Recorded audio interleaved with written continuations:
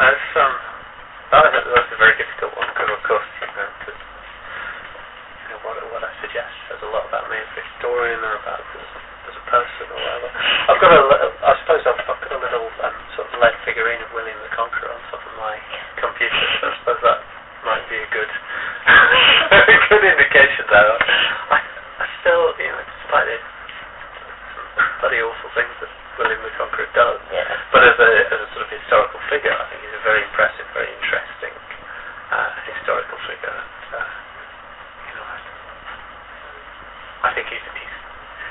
I think there's a lot more to him than the sort of popular history makes out. So I suppose that would be a good example. I quite like Audric Vitalis, the 12th century Norman monk as well, purely as somebody who's interested in recording history and thinking about causes for history. And, you can actually, when you read Audric, you can get a sense of the hard work that it was for him, and literally the physical hard work as well, because he says at the end of particular books, my hands are getting cold, and now winter's approaching, so I'll have to put down the pen and write when spring returns. So I did my undergraduate dissertation on Audric, so I have a bit of a soft spot for him, really. What else do we have? What's it? Our favorite one. Our favorite one. Okay. What would you do if you have a time machine? If I had a time machine, what would I do? Gosh.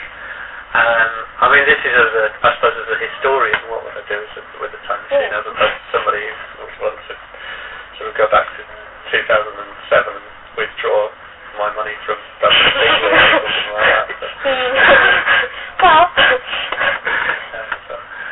I would have thought a bit bigger than that, maybe. But I suppose as a historian,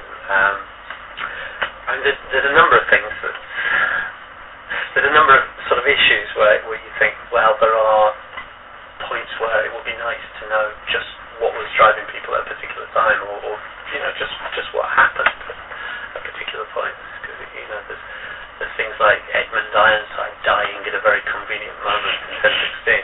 Was he murdered or something like that? Or why does Harold Godwinson go to Normandy? Just what drives him to go to Normandy in 1063 or 1064? Just before the Norman conquest, what was he thinking? Why was he doing this? I mean, did he get caught in a sea in a storm? But would he want to be? Would he next? It kind of depends on the conditions of the time machine, doesn't it? Really.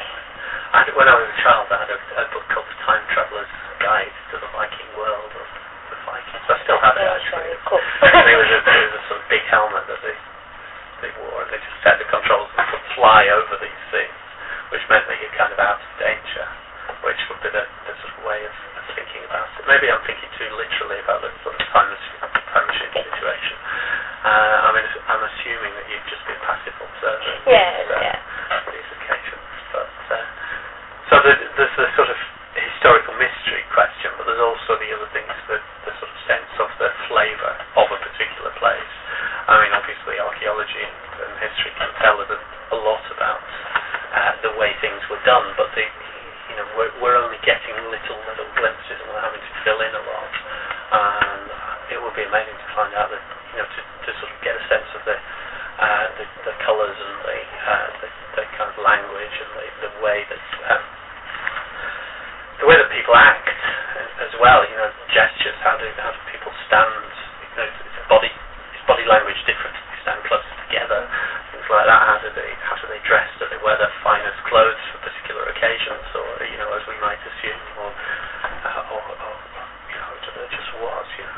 What does a royal court look like in the 10th or the 11th century, or what does a local court look like as well? I think those are quite big issues about how society is organised in the early Middle Ages.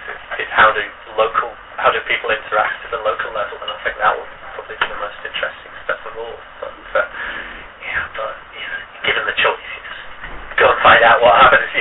Be there at the Battle of Hastings in 1066 and try and avoid the arrows. That's the important point. And What would you do? Oh, that's a big one. What would you do? I only sort of want to go back sort of to the Tudorish times, so it's not quite medieval, not quite modern, it's in between. And then other parts of me want to go back to see like the Georgian school, just like the dresses so on a bit, you know. Right, yeah. But I've never really made my mind up yet. It's working. I'll go to too many places. Yeah. I would go and see how Einhard wrote the life of Charlemagne. Yeah. And wrote him a little note like, please explain why. Yeah. This really puzzles the students in, modern times. Yeah. I mean, that would be the other one. Charlemagne, the court of Charlemagne was an amazing place. But I suppose the thing is, reading a good historical piece of work, like Ginty Nelson's article on there's an article on Charlemagne and the sort of the action of power, or the enactment of power at Charlemagne's court at Aachen. She actually sort of spells out a sort of imaginary scene. She paints it really well, and you read that sort of thing and you think, well, okay, well, it's a version of a truth, isn't it? To get postmodern about it, but you can imagine it. It's good historical work. Or good archaeological reconstructions, of course. Do we have something else? Well, you have talked to us about your research. What can you tell us about your recent book? What inspired you to write it? Oh gosh, right. Or why did you? I've been interested. Yeah, Anglo-Saxon warfare, people eating each other. It's been an interest for quite a while actually, and it's been sort of underlying my interest, and it's obviously quite central to the organisation of the state, if you like. Some historians don't like using the word state for the early Middle Ages. So you can't talk of statecraft or something like that in this period.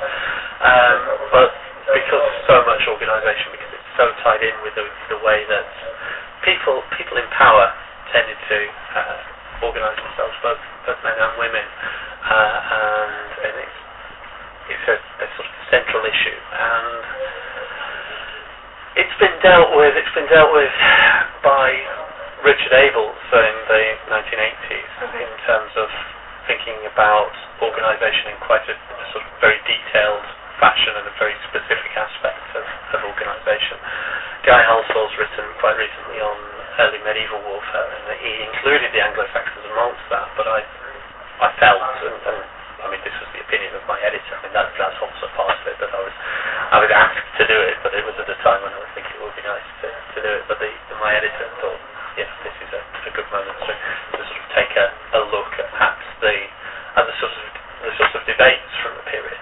So it was originally seen as a set of sources and interpretations. I mean that's still there in the title, sources and interpretations in the Viking Age, but I took the opportunity to get in a load of my own ideas in there as well, which is why the book became so bloody big, basically. And so it really fired my imagination while I was writing it. It was good to sort of, I could almost say lay something to rest, but I don't think I have laid it to rest. I'm sure I'll do more on it, but it was good to get that out of my system, basically. Okay.